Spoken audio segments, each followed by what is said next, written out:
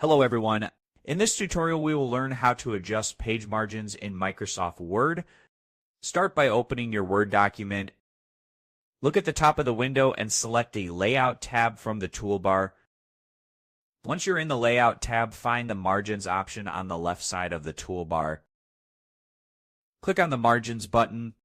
A drop-down menu will appear with a list of commonly used margin sizes. You can select one of these preset options if they meet your needs.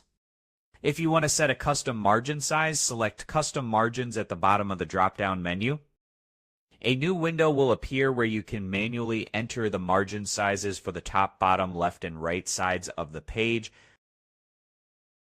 You can also choose the page orientation, whether you want the page to be in portrait or landscape mode. Once you have set your desired margins, look at the bottom of the window. There is an option to apply the changes to the whole document or from a certain point onward. Make your selection, then click OK to save the changes. If you want to use the same margin settings every time you create a new document, you can set the margins as default. Click Yes to confirm, and the margin settings will be applied automatically in future documents.